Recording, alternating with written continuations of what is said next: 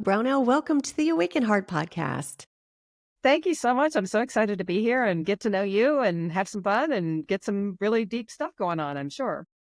Same here. And I hear a little bit of that Southern accent. Are you from Georgia or did you move there or you've been integrated in there for a while? I hear it. That's a real I don't know where I'm living now anymore, but because it's been a crazy year and I'm living a nomadic life. But I did live here for almost 30 years and I'm originally from Kentucky.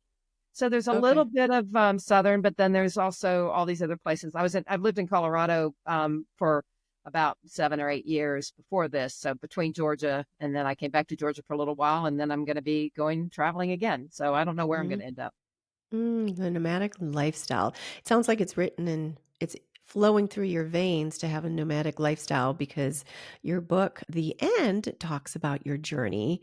Um, this love story that I'm going to finish reading tonight. I can't wait to finish reading that. But it's your whole journey about how you initially wanted to go to Italy, correct? And then you thought you could move there, but then you couldn't because you were on a visa and that was 3 months and then it led you somewhere else to Tunisia. Tunisia is not a place that we really hear that much about. So your book is wrapped up in all this and you said it's a free download. So I will put that in the show notes so you can download it today and it could be your reading tonight. So definitely look for that.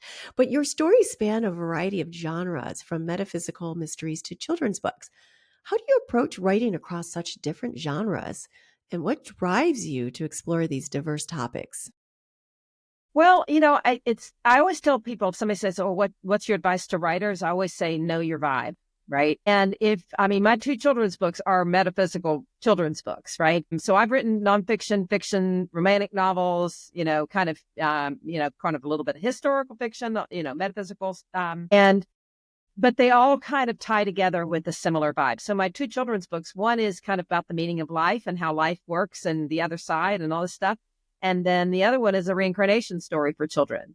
So it actually really does tie in a lot. And you can see kind of, if you read it, you go, okay, I can see Brownell's vibe, in all of these, even though they cross, my first book is about the 5 reasons why bad things happen. So that's nonfiction, but it still all kind of connects when you start seeing it all together. Mm-hmm.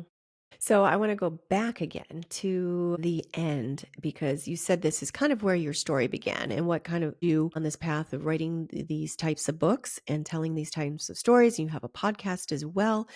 So can you tell the story about where you were before and your journey that led you to writing the end, leading to where you are now? Okay, thanks. Well, the end, basically, I've been writing a lot of these kinds of books for a long time, but I was living a life where I kept having goals that weren't being manifested.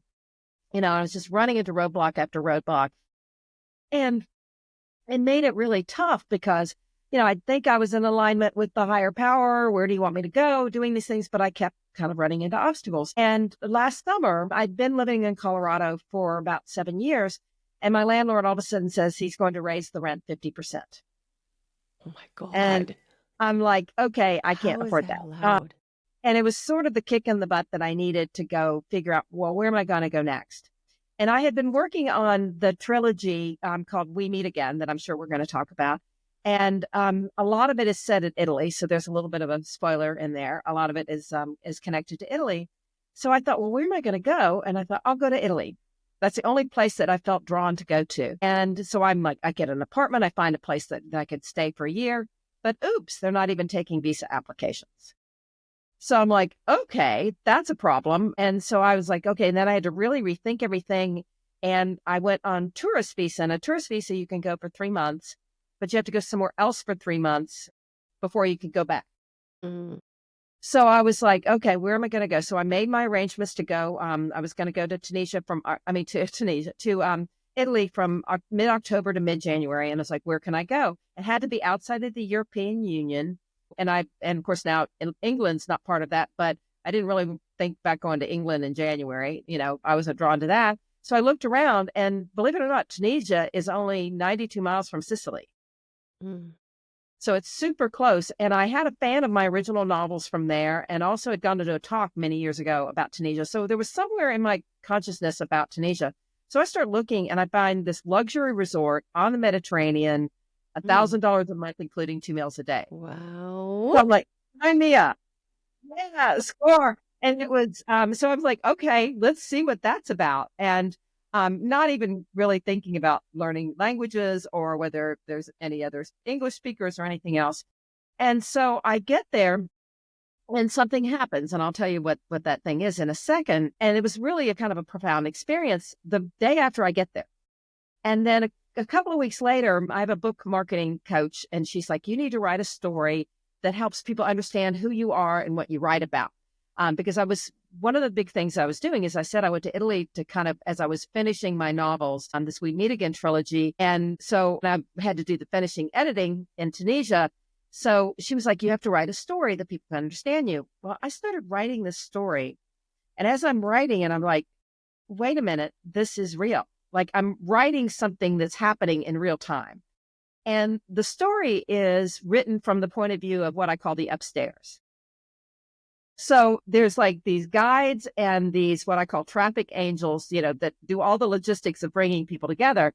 And I'm writing them as characters. And I realized these are real. And they started manifesting themselves in my life and started telling me, like, I basically got the message.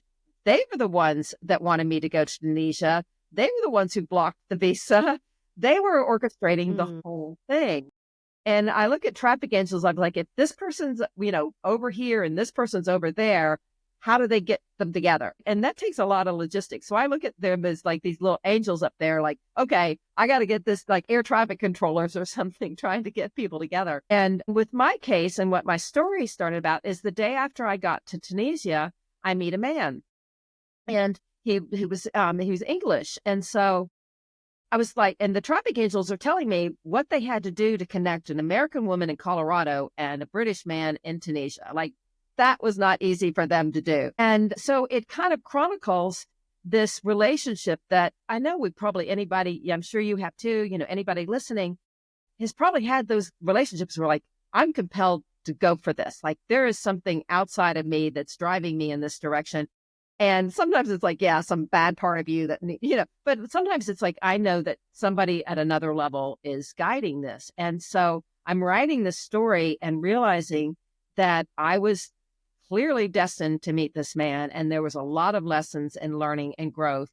So I always think like, is the end really the end if it's a reincarnation story? And a lot, I write a lot of reincarnation stories because I love reintroducing characters from one lifetime to another. And I find that really fun. And I'm writing it about myself. And I'm writing about this team upstairs. And I realized that I have to surrender. And so I am living a nomadic life and I don't know where I'm going to be. I mean, I don't have a car. I don't have a house. I barely have any possessions except what could fit in a few suitcases. And I'm not exactly sure where I'm going or where I'm going to end up. It's all up to the team.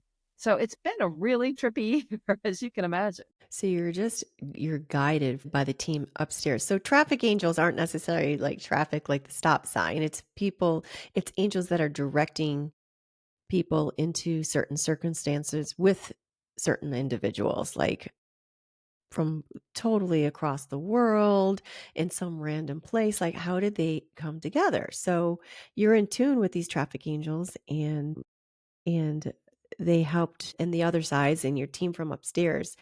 So, and you had a lot of synchronicities over there, right? That guided you. So now you listen to it. You're guided. You have your team. So it's kind of nice because you Right.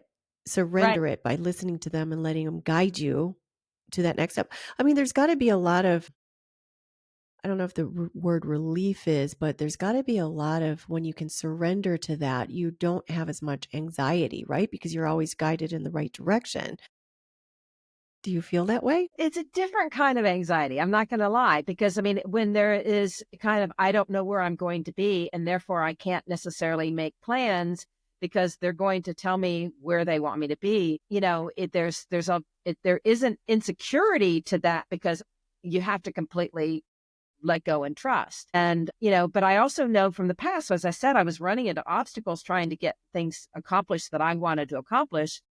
And I'm kind of now looking at them like they're like border collies knocking me back on a path that they want me to go down. And they wanted me to have this experience and meet this person and get to know this team. And, the whole idea of having a team upstairs was really, really powerful. And as it's expanded, this whole concept of there are energies that are really there to help us. And so it is kind of like, okay, I can take the responsibility away from myself.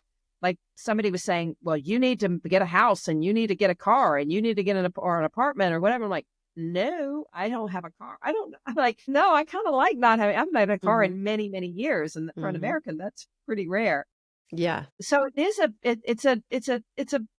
it's a nimbleness though, to know that, okay, hopefully they know better and I'm just going to let them take me.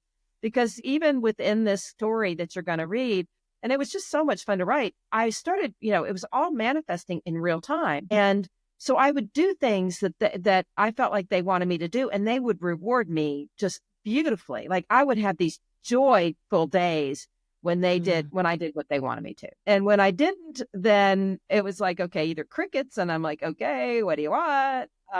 Or maybe not, but it was always to get me to learn something, right? Always to go, okay, why are you in this place? Why are you looking outside? Or why are you looking at this? And so I just, it requires a lot of constant kind of communication with the folks upstairs, what do they want? And then just like seeing where it goes, I guess. How did you learn to differentiate? Because it's like, okay, what they do want or they don't want. I mean, is it a feeling in your gut and you're going against that? So it's like listening to your intuition and listening to your guides, but then when you're like, oh no, I'm not going to listen to that, and you go your other way, and then you get hit by a 2x4 to send you back in the right direction. How did you learn to go the right way? I'm sure you all, you still make your own mistakes, and it's just like you said, there's crickets when you're not going in the right directions. But how did you learn to kind of walk more trust and faith that you're being guided in the right direction? I mean, that's a terrific question. I mean, sometimes it was like, okay, I'd get this message. You can call it intuition, you can call it a guide talking to you, you can call it some sort of, delivery system of whatever form. And then I'd be like, okay, I'll entertain that thought. Like, is that something I should do or not do? And, like with this story, without spoiling too much, because I know you're going to finish reading it and say you're going to learn Mhm. what, without spoiling too much, obviously most relationships have some obstacles. As somebody who's a storyteller, you have to write every story has to have obstacles or they're not a good story, right? It's like, oh yeah, they're happily ever after the end. That's not much of a story. So it is like, okay, how do I do this? What's the purpose here? And two people that are going through their own life lessons and explorations and situations. And I just would find something and I'd be like, I'm going to entertain this thought and then, and maybe I'll take this action. And then all of a sudden it'd be like, yeah, I feel really lifted by that decision. I just feel lighter and like this feels like the right decision. And then that whole day, I would be just bouncing around to happy, happy, joy, joy. Like just, and I'm like, where is all this coming from? But it would just come out of nowhere and I would just be happy. So it was very, very interesting in that regard. And that's kind of the way that I think that I'm just listening to them, figuring that out. And sometimes it's like, okay, you don't have to ask me, Brownell, every day. They feel like they're talking to me like, you don't have to ask me every day, are you doing the right thing? You're where you're supposed to be right now. And for the next month and a half, you've made those plans. Let's let it go from there. So we'll see. So, talking about guiding and your upcoming We Meet Again trilogy delves into reincarnation and past lives. And it says that you have historical characters that are coming back together, right? Shakespeare, John Dee, Giordano, am I saying that? Bruno Giordano are Bruno. some of Yeah. the He's one of my characters. greatest heroes in the history of heroes in my book. I don't know how many people know about Giordano Bruno, but I would love more people See, to you know say about it so him. good. Yeah, yeah. Well, I learned a little Italian, but not, Yeah. and I didn't do as well as I hoped. But yeah, so what it starts out with is it starts out with a modern day couple who all of a sudden starts remembering that they've known each other before. And so a lot of us probably have been there going, okay, I meet this person, I'm compelled to be with them. And all of a sudden I'm having these memories, dreameries. I call them sometimes a dream that's a memory, but something that's bringing back. And so they start remembering a previous lifetime. And the first lifetime, so the story goes back multiple lifetimes. The overarching story for the trilogy is that they are a famous couple from history who I won't tell you who they are. And when I mention Italy, you'll have some of an idea. And they are reincarnated today to fulfill a prophecy that will change the world. So they start, it starts out like they're just a regular couple trying to navigate a regular couple. And then the memory of a previous lifetime, and the first lifetime they go back to is the 1930s in Brazil, and they're a nun and a priest, and they're protecting this valuable artifact. And so that kind of brings in the whole mystery and the prophecy and all that stuff. And then the next lifetime they go back to is in the Renaissance. They starts out in Austria, and then they go up to England, and that's where they get to meet John Dee, who's such a fascinating character from history. I don't know how much you know about John Dee, but he is actually the original 007. Hmm, He really was I a didn't know spy that. for Queen Elizabeth, and his moniker was 007. So Mhm. there's a little trivia for John Dee. But he was also very much into talking with the dead and astrology and all kinds of metaphysical things. And my characters also meet Giordano Bruno, who was a Dominican monk, I think it's Dominican, and in Italy. And they caught him reading Copernicus, which is about the cosmos and everything. And that was heresy. So he was banished and had to run away from Italy. He did all kinds of things. He worked for the king of France, teaching him a memory technique that he had perfected for helping people with their memories. And he wrote all kinds of things. But also was a big believer in reincarnation. So there's a, little tie in there. And he also believed that the earth went around the sun, which was heresy, and that the universe was infinite. So like he was like the dude, right? He knew stuff that most of us don't even Mhm. know, especially back then. I mean, he was really tuning in at a level. And he gave a talk at Oxford in 1583, and he was booed off the stage because he said those things. And of course, now, guess who's right at the end of the day. But he ended up going back to Italy but a number of years later and was burned at the stake. Um, Jesus. and for heresy, yes. And his last Mhm. words were, "I think those of you who are condemning me are more afraid than I am," or something like that. Mhm. And so he was just like such a cool dude. And it wasn't until a few hundred years later, now they built a statue in Campo de Fiore in Rome, celebrating him, right? But Mhm. they were wrong, and so it was Of fun course they were. integrating my fictional, because I don't know, they might Yeah. have, but my fictional characters with these characters. And if you look at some of Shakespeare's writing, there's definitely almost direct quotes from Bruno. So did they meet or not meet? How did they know? There's all kinds of like speculation. We do think pretty sure that Bruno met John Dee. And so it was fun tying all the history. And it also goes back to a previous lifetime in the Black Plague, during the Black Plague. So that was also a fun kind of, doesn't sound fun, but it was a fun story to write, going, and then goes back to the other couple that I mentioned. So, and it all ties this mystery together and this prophecy together. And, so I look at it as like a Da Vinci Code meets Outlander with reincarnation and multiple lifetimes. So it's a little historical fiction, but it's also Mm. contemporary, and it's a little bit of love story, but not really a romance. So it kind of crosses a lot of different genres. Mm. Sounds like a lot of fun. And it reminds me a lot of, did you see the movie? This was out, I don't know, maybe 15 years ago or more. The Red Violin. Samuel Jackson was in it. I did not see that. You got to pick it up and read it because it is similar to the story, this trilogy that's coming out, and it spans so many different lifetimes. It's this violin where it was, he carved it from wood, and then it just shows, it goes from modern and it goes back to where the violin was a past. It starts at an auction for this violin, and it goes into all the hands it passed. And there's a twist at the end. I get chills thinking about it. But yeah, the Red Violin, it's pretty The epic. Red I've seen Ballad. it multiple times. Like literally it was one that when the twist happened, I was like, oh my God. It was good. It was really good. And have you ever been to, and I mean, you lived in Europe for a while, so you probably have been to some areas where that Plague happened. I was in Scotland and I was in some of the towns. They're underground now because they built over them. And just seeing the way that they lived during the Black Plague, it was like horrific, like little hovels. And then, the people, the doctors with those beaks that were scary as hell. And then His like mask. down below, yeah, down below where they toss off their dead and lived in these tiny little rooms without ventilation. It is just really crazy times. Have you been to any anywhere? I'm sure like Italy experienced the Well, I Black was in Plague as well. Florence, obviously, which was kind Florence. of Oh, yeah. the hotbed of all of it. I decided to write, there was certainly some of it starting in Florence, but I also went up to Fiesole, up into Tuscany, from Florence. And I don't know if you know the story, the Decameron. Do you know Giovanni Mm-mm. Boccaccio's Decameron?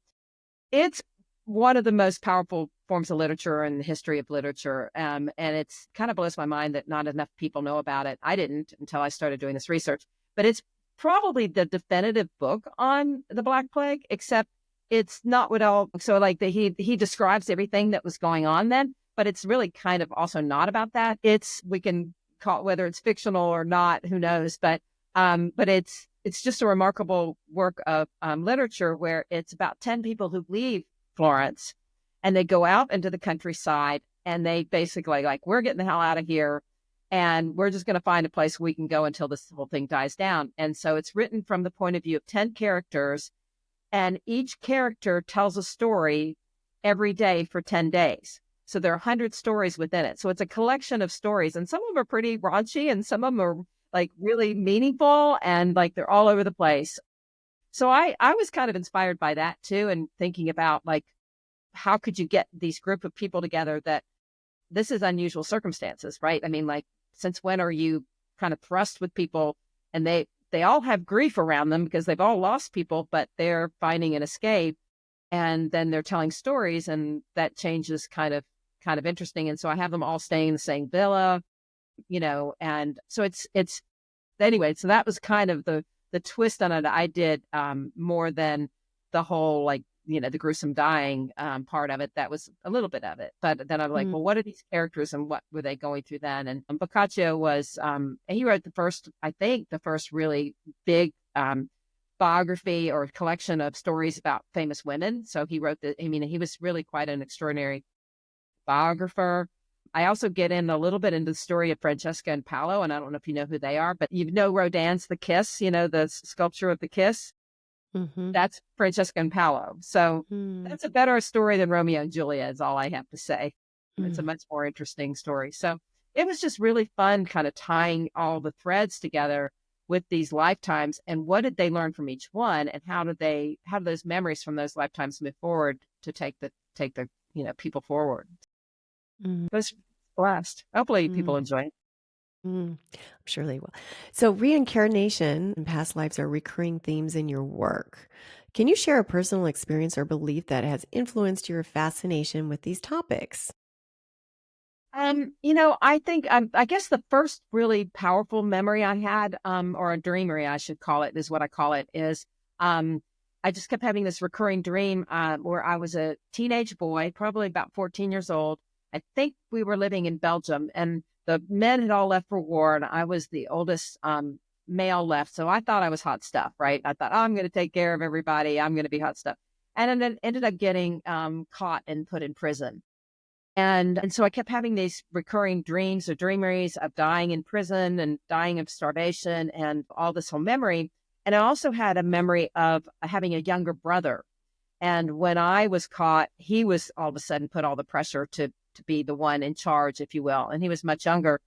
And then I ended up meeting the person who was my younger brother in this lifetime. And it was like, okay, now all of a sudden things are making sense in terms of why I'm connected to this man. This was many years ago, but we would keep circling back to each other because there was something we needed to learn.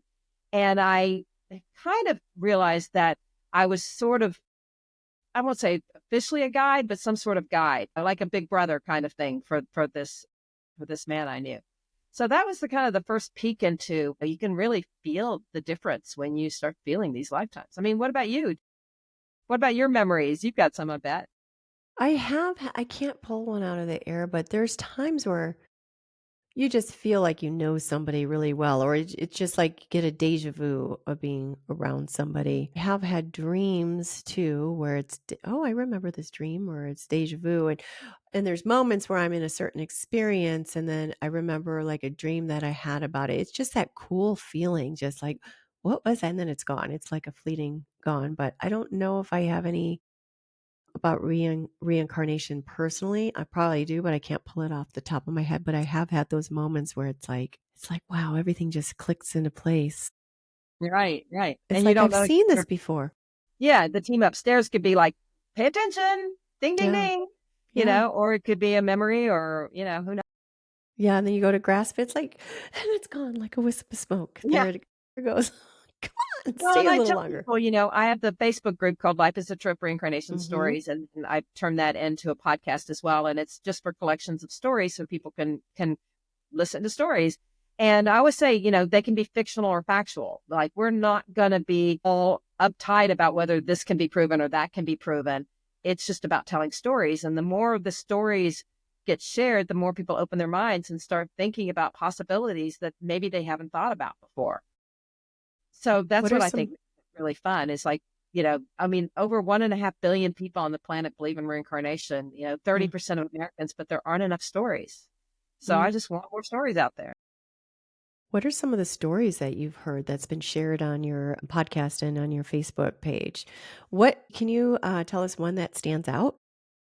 Well, it's easier for me to answer my own just because I can, Mhm. describe them better. And I do have two of my own stories, although we've got writers from all around the world, and it's giving me enormous pleasure to highlight their talent and to encourage them to write on these topics. But I do have two up there, and one is kind of lighthearted and kind of fun. It's about a couple, and they are having modern day couple problems. And then all of a sudden they go back into a previous memory and that just changes the relationship. So it's, there's a lot of kind of comedy and humor. And that one was written as a short film script that I had a group of actors read the script. And so it's reading, so it's a whole kind of play acted, if you will, on the audio for that. And that was really fun to just got the organic laughter of the actors while they're playing their parts. And then the other one is a really kind of totally tonally different, which is about a teenage girl who is adopted and her parents had died when she was, I think, 3 or 4. And she was cut into cutting and very suicidal and very afraid. And she goes through an experience that all of a sudden that shifts everything for her. And that one was really interesting because the people reading that were like, "Oh, Brownell, now we've got to talk to you about that. This is real. This is my own story. This is my own." And there, out of the actors, there were like 5 or 6 actors, and there were 2 or 3 of them that were like, "I want to talk to you because you have to do this right because this is so real to me. This is my real story." And if you look at things like adoption, for example, when you realize that when you start taking reincarnation into account and planning your life and life purpose, it shifts the whole point. Like all of a sudden you realize, well, maybe this happened for a reason. Maybe these are the parents I'm supposed to be with. And I don't want to give away more than that, but it was really interesting and powerful and profound to write the story. It was beyond that and more to hear it read and hear it resonate with people. Mhm. These people were like, this is important. And I'm just telling a story. So that's the gift, right? Is when people start realizing this can change the world. And I mean, that's crazy as that might sound. That's my mission, right? Is get as many of these stories out in the world and open up minds. And, one of the things that I love about these stories is that you can be, if you look at reincarnation, your past lives, you've probably been multiple races. You've probably been different Everything. nationalities, different socioeconomic levels, you've been male and female and maybe in between. And all of a sudden, like, how can racism live in a world like that if you've known you've been other races or nationalism or any of those things that separate us? We start realizing how much more we have in common. And if that's a goal, if that's a Mhm. possibility to get people to realize that, that would be. Mhm.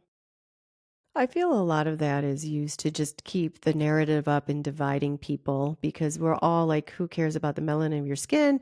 We all burn the same. Like, we're thrown into a pit. We're going to just burn the same. We're all like pink and, red underneath this Right. beautiful pigment of our skin.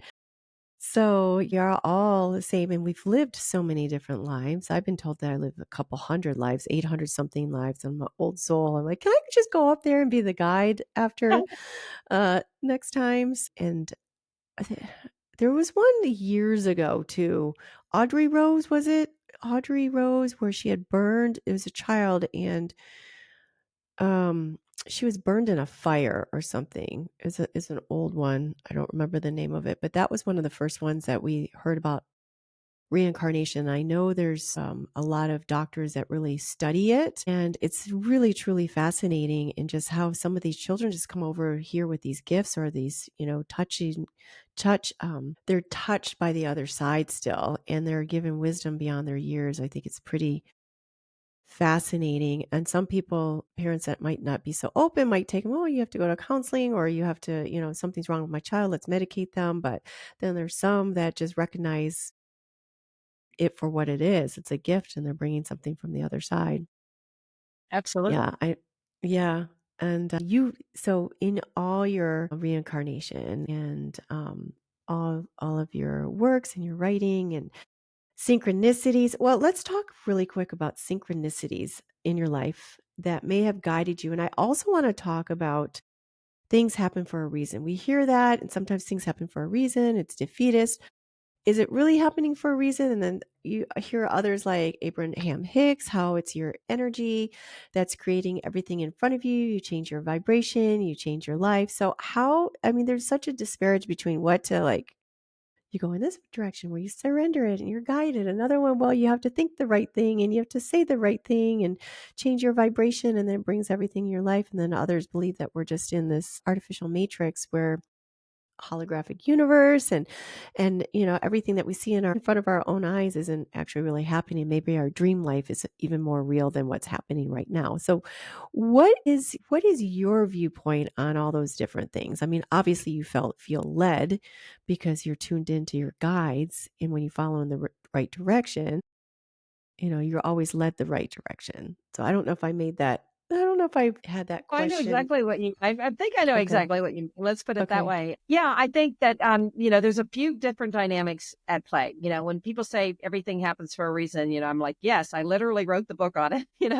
So, and I'll tell you a little anecdote before I kind of get more of the answer to your question is, I wrote this book and then I had the enormous pleasure of meeting Rabbi Harold Kushner.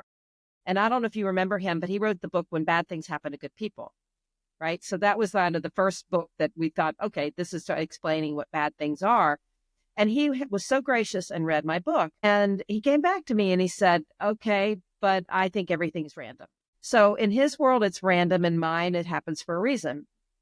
And it actually prompted me to do more research. I don't know if you've heard of Albert Bandura, but an incredibly brilliant psychologist, well respected, who talked about something called self-efficacy. That was kind of his buzzword. But basically, I found through the research that people who believe things happen for a reason are happier than those who don't. And because it makes you feel like you have some influence over what's Purpose. happening, right? Yes, and a purpose. And so that I added a preface to my book after that encounter. And I always wanted to have a debate, like, somebody says no, and it's random. No, it's not, and what's the debate? And I was personally going through a really difficult time. I had a business that failed. I was going through bankruptcy. I was going through foreclosure of my house and losing my house, losing everything I owned. I had a relationship end. My dog died. I mean, like, all of these things were happening at once. And I kept thinking there has to be happening for a reason. And what are those reasons? And then in kind of in a meditative state, I got what the 5 reasons are. The overarching thing that ties them all together, the 2 things, but one is there is a why. So if you say, what's the thread that goes through all my writing? It's about the why. Like, if you can get to the why, you can get to the healing. You can get to the next level. You can get through whatever you're getting through. And I do believe everything does happen for a reason. So understanding the why. And then the thing that the 5 reasons have in common is it's to get us to change something. Like, what do they have to do? What do we have to do subconsciously or whatever it is to get us to move down a different road? And we're stuck. Just like me a year ago, I was, in Aspen, I was like, there was a lot to love about it, but there was also things that I was in a rut about. The universe, the traffic angels like knocked me off that path and forced me down a different road. And wow, what a year, right? Because it was getting me to do something different.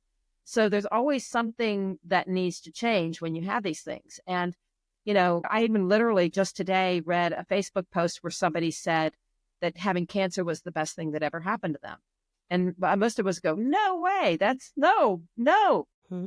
But we never know. And so how can you take that away from somebody if that's the thing that they needed to get to them to change to a different direction?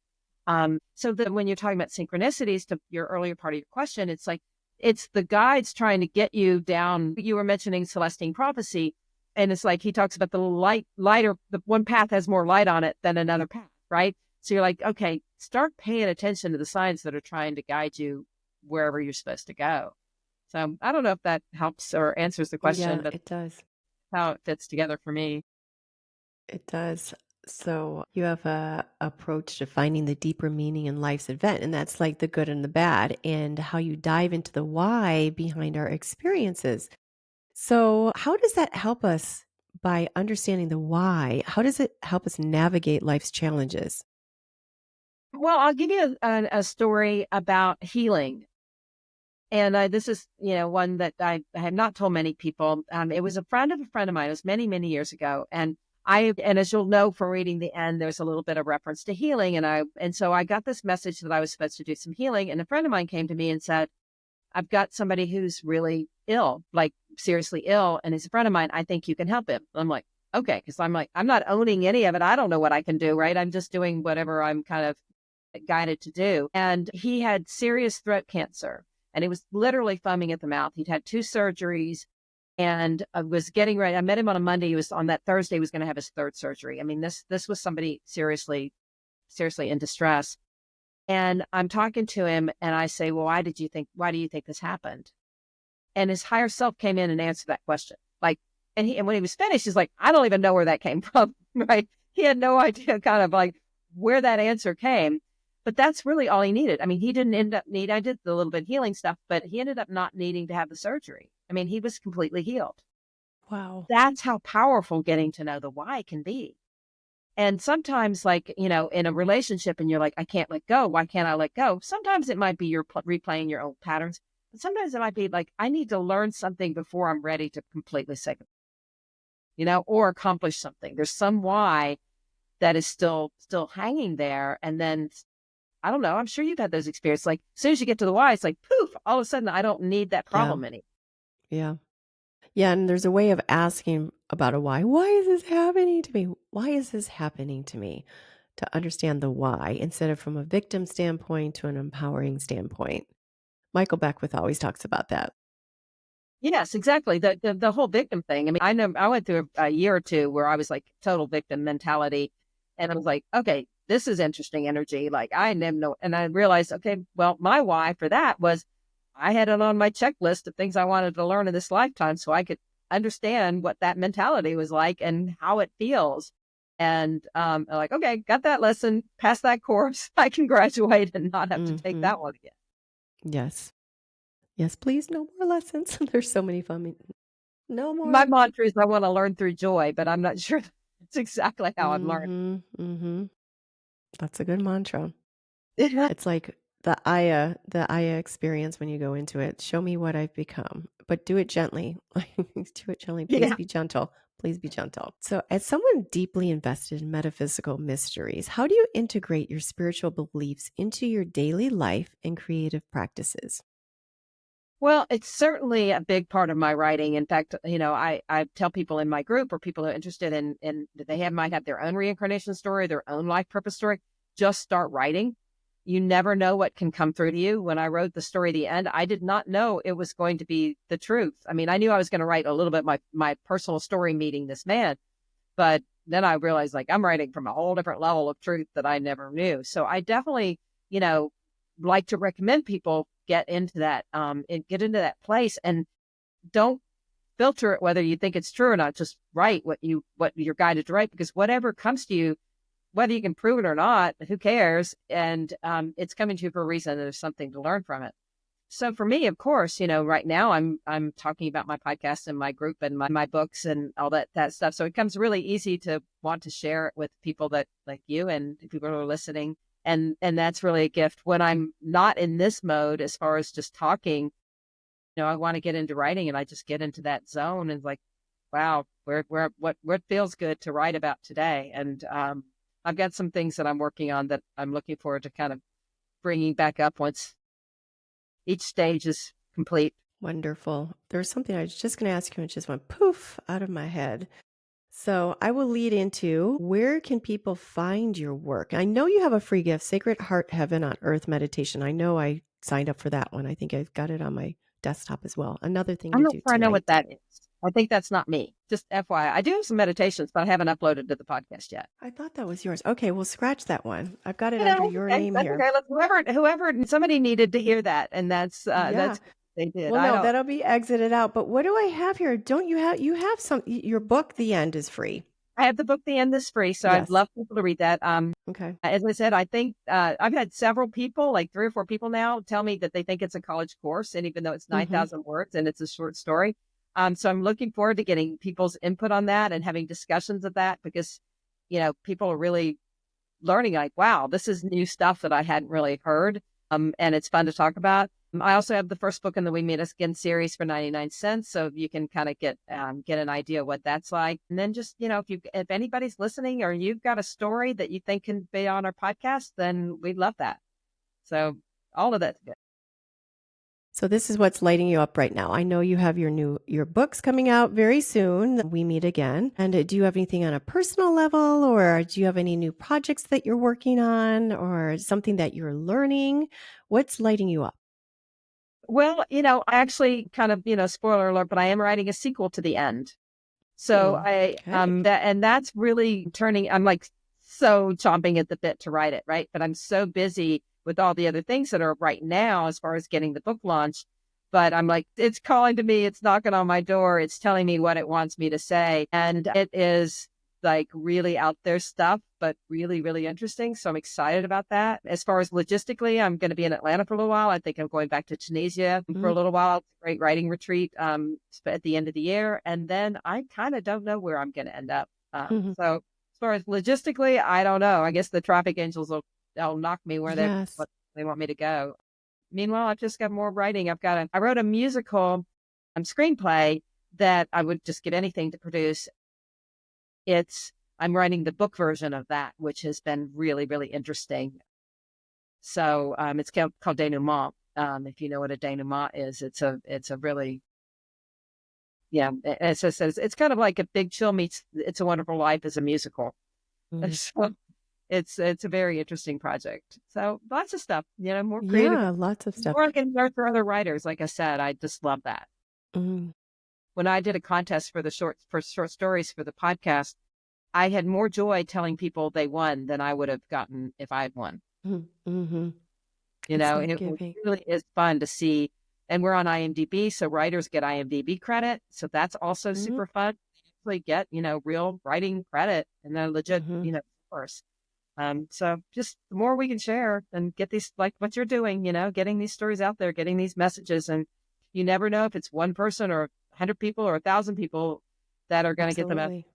Yeah, but it's worth Planting. it. Mm-hmm. Planting the seeds. Going back to your writing, do you have any where you get your inspired ideas? Are you in a certain frame of mind? Are you in a certain environment? Like just to get the inspo. And then as far as do you find a certain environment where you might download ideas and it just flows through you? Or does it just come at any given moment and then you go and write somewhere? That's a great question. I mean, my first novels, which is they're called the duet stories, and it's just a love story that goes back into multiple lifetimes. And that was written kind of like they call it a pantser, where you're writing by the seat of your pants and you're just writing like what comes to you. And I might have known kind of the ending, but what happened between the beginning and the ending all just kind of was in a flow. Whereas with the We Meet Again, there was a lot of planning and a lot of research necessary because I was laying out a mystery. So there's, you know, one thing that I'm proud of in those books is that if I'm telling you a fact in there, it's important. Like there's not a lot of extraneous description. So if I'm saying she's wearing a yellow dress, remember the yellow dress because it Mhm. matters, right? And so there's a lot of very meticulous when you're writing kind of a mystery like that. A lot of meticulous planning in terms of how do you set up the story for later. Mhm. And I also deliberately, kind of knock on wood, but I deliberately structured it so that it could be adaptable for television. So that would be, said I could Mhm. wave a magic wand and see something like that. That would also be really great. Do you have any in the talks or in the works or? I had a meeting with an agent a couple of months ago that was like, as soon as I told her the story, she said, "That's a TV show." And I was like, "Yeah, that's what I'm hoping." All I know, it's not up to me, it's up to the team. And if that's Mhm. what they want, maybe the podcast, maybe one of the other writers will get their stories made. And that won't be mine. All of that's good. It's all fine with me, as long Mhm. as stories like this out there, I'd be happy to be the conduit for that and just be Mm. the kind of the force behind, you know, getting this stuff out there. Yeah, it sounds like a wonderful thing to get out there because I signed up for Netflix like 3 months ago because I was getting it free. I was using my friend's Netflix for the longest time. And so I get a lot of the repeat stuff that I've seen before are coming up there, but there's just been nothing on. Like I sit to watch something and I always go to Rotten Tomatoes to kind of look it up first to save me from wasting my time watching something at 15% like Rotten Tomato. But I've seen nothing but horrible stuff lately. And I'm like, why did I wasted my time on that or I fall asleep to it. So we need something like these beautiful stories out there because they're adventurous, they're inspiring, and they're going to awaken something within each person that watches it because they're going to recognize something within themselves in the stories or awaken something that they thought was sleeping and I it's love that. awakened. That is exactly is. Yeah. Yeah, I think COVID, production shut down for so long that I think it hasn't caught up. And I also think I know Hollywood enough to know they're looking for the next thing. So whatever was Mhm. they signed up for a few years ago is not the next thing. They're always following the next shiny object. So maybe I'll be the Right. shiny object and maybe these Yeah, stories will shiny be. objects. And there was the writer's strike too, so all the regular shows and stuff, they're behind right now too. And, I mean, I used to live in that industry. I lived in California for a long time, and I know a lot of people in the industry, and a lot of their jobs are being replaced right now. So the whole industry is changing completely. It is. But, It is. And it's scary, but then you also go, yes, but we know the world enough to know that means we're guiding somewhere else, mhm, and so hopefully we will find the next thing. And, I'd love for my stories to be there. I don't want to be selfish and go, oh, it has to be mine. But I'd like to get the attention of Hollywood and get these stories. Like I said, even if it's mhm, not mine, it's another writer that shares a story mhm, on a podcast and they go, that's the one that they take is all fine with me, just getting more stuff out there mhm, and stuff that makes you think a little differently. And, one thing that's a rule I have is no horror stories. There's enough of that in the world. We don't need that mhm. in podcast. And so, yeah, we'll see. I mean, it's Yeah, not up to me. So that's the way we started out the conversation. It's like, what do they want? exactly, Where do they want me to go? And what do they want me to do? exactly. Maybe the reason I'm not, sure where I'm going to live is they're going to guide me somewhere I hadn't considered because, Mhm. they've got a plan for me. And hopefully that's true. Yes, the people upstairs, the guides upstairs, and the traffic angels are going to lead you to your next destination. I need to remember that as well. Well, it's been so wonderful having you on the Awaken Heart podcast. I have one more question before we go, and that is to you. What does it mean to live with an awakened heart? It means that it's funny. It's an actually really interesting analogy for me because I've been dealing with a heart issue. Mm, I have an irregular heartbeat that I was challenged with for the last few years, and finally, I think it went through the procedure to cure it.